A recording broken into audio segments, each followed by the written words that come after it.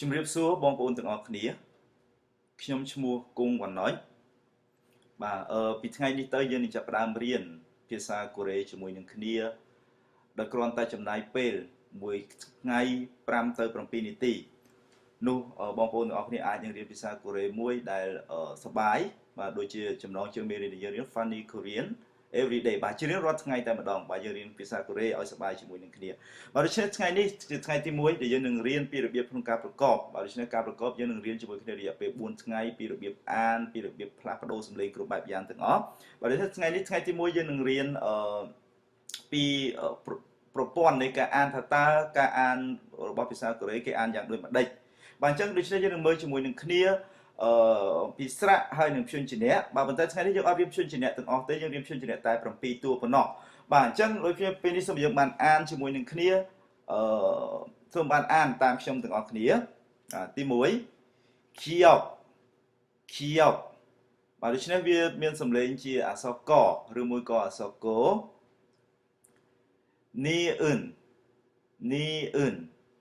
បាទវាមានសំឡេងជាអក្សរណឬមួយក៏អក្សរណូរីអ៊ឹលរីអ៊ឹល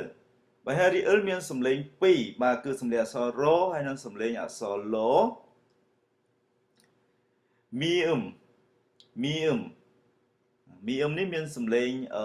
ជាអក្សរម៉ូភីអ៊ឹបភីអ៊ឹបបាទមានសំឡេងជាអក្សរបប៉ុន្តែសំឡេងនៅកំពង់កតមកទៀតអៀងអៀងបាទមានសំឡេងជាអក្សរអហើយនិងអក្សរងភីអ៊ឹបភីអ៊ឹបបាទនេះមានសំឡេងជាអក្សរផឬមួយក៏សំឡេងអក្សរផបាទដូច្នេះនេះគឺជាព្យញ្ជនៈ7តួដែលយើងរៀនជាមួយនឹងគ្នាបាទហើយយើងមើលស្រៈម្ដងបាទដូច្នេះស្រៈនៅក្នុងភាសាកូរ៉េគឺមាន2ប្រភេទគឺស្រៈផ្សំហើយនិងស្រៈស្រៈតូលហើយនិងស្រៈផ្សំអញ្ចឹងនៅថ្ងៃនេះយើងនឹងរៀនជាមួយគ្នាតែស្រៈតូលទេដែលមានចំនួន10តួបាទសូមយើងបានអានជាមួយនឹងខ្ញុំអាយ៉ាយ៉ាអអយ៉យ៉អូអូយ៉ូយ៉ូអ៊ូអ៊ូយូយូអ៊ឺអ៊ឺអ៊ីអ៊ីបើហើយនេះគឺជាស្រៈតូលទាំង10តួបាទអញ្ចឹងរបៀបក្នុងការអានភាសាកូរ៉េក៏ដូចជាភាសាខ្មែរយើងអញ្ចឹងដែរគឺមានការប្រកបគឺយើងអាចប្រកបគ្នាបានបាទដោយយើងចាប់ផ្ដើមពីព្យញ្ជនៈមានព្យញ្ជនៈស្រៈហើយនិងព្យញ្ជនៈអញ្ចឹងសម្រាប់ព្យញ្ជនៈដែលនៅខាងក្រោយ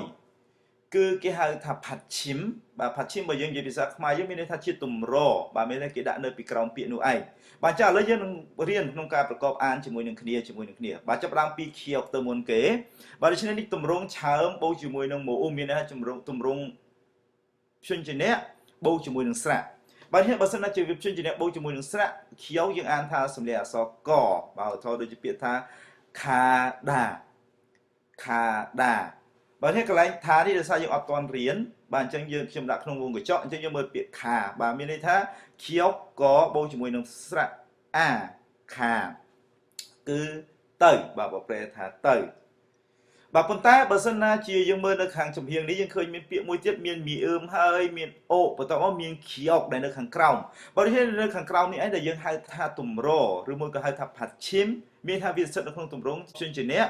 បូកជាមួយនឹងស្រៈបូកជាមួយនឹងព្យញ្ជនៈដូច្នេះបើសិនណាជាវានៅខាងក្រោយជាផាត់ឈីមយើងខៀវហ្នឹងក៏អានជាសម្លេងអក្សរកដូចគ្នាដែរឧទាហរណ៍ដូចពាក្យថាមុខមុខបាទប្រែថាកយ៉ាក់យ៉ាក់ប្រែថាថ្នាំបាទថ្នាំពេទ្យអីហ្នឹងបាទគេប្រើពាក្យយ៉ាក់បាទបន្តមកទៀតបាទឥឡូវយើងមើលជាមួយនឹងគ្នាណាណាបាទដូចយើងឃើញថានីអឿនអក្សរណបូកជាមួយនឹងអាយើងអានថាណាបើប្រែថាខ្ញុំនូណានូណាបាទនីអឿនណបូកជាមួយនឹងអ៊ូបាទបូកជាមួយស្រៈអ៊ូយើងអានថានូ នីអឿនបូកជាមួយនឹងអាយើងអានណាបាទនូណាបើប្រែថាបងស្រីបាទនេះគឺសម្រាប់មនុស្សប្រុសហៅបងស្រីគេប្រើពាក្យថានូណាបន្តមកទៀតនូគូនូគូបើប្រែថាអ្នកណាឬមួយក៏នរណាអញ្ចឹងនេះវាស្ថិតនៅក្នុងទម្រង់ព្យញ្ជនៈបូកជាមួយនឹងស្រៈបើសិនណាជាវាស្ថិតនៅក្នុងព្យញ្ជនៈបូកជាមួយនឹងស្រៈបូកជាមួយនឹងព្យញ្ជនៈវិញនេះអឿនក៏អានជានៅតែសម្លេងអក្សរណដដែលឧទាហរណ៍ដូចជាពាក្យថាមុន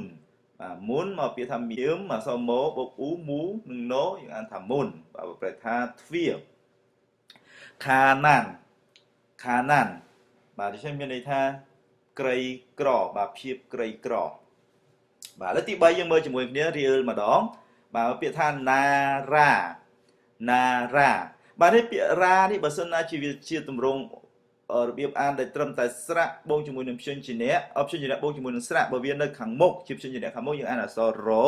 ណារ៉ាមានន័យថាប្រទេសតែបើសិនណាជាវាជាផាត់ឈិមយើងអត់អានអក្សររទៀតទេយើងអានអក្សរឡូឧទាហរណ៍ដូចពាក្យថាណាល់ណាល់ណាល់មានន័យថាថ្ងៃទី2អ៊ីលអ៊ីលបាទអ៊ីលនេះតាមពិតយើងបកប្រែថ្ងៃដូចគ្នាប៉ុន្តែវាមានន័យមួយទៀតគឺការងារបាទការងារមានន័យថាអ៊ីលបាទបន្តមកទៀតយើងមើលមៀមម្ដងម៉ូគីម៉ូគីបាទម៉ូគីបកប្រែថាមូសបាទសត្វមូស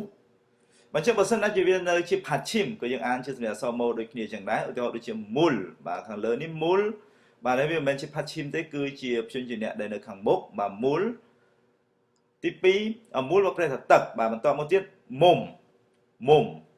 មានន័យថារាងកាយនេះហើយវានៅខាងក្រោមជាផាត់ឈិមយើងអានសម្លេងអក្សរម៉ូអានថាមុំរាងកាយបាទបន្តមកទៀតសូមយើងបានមើលជាមួយគ្នាភាពផាណាណាផាណាណាបើប្រែថាផ្លែចេកបាទផ្លែចេកបន្តមកទៀតផាផាបាទផាយើងមកប្រែថាស្លឹកខ្ទឹមបារាំងបាទឬមួយស្លឹកខ្ទឹមក៏បានដែរតែបើសិនណាភាពហើយភៀវនេះពីរនេះបើសិនណាជាវានៅជាផាត់ឈិមយើងអានសម្លេងអក្សរបជាសម្លេងអក្សរបដូចគ្នាឧទាហរណ៍ដូចជាពាក្យថាផាប់បាទបអាបផាប់បាទដែលមានន័យថាបាយ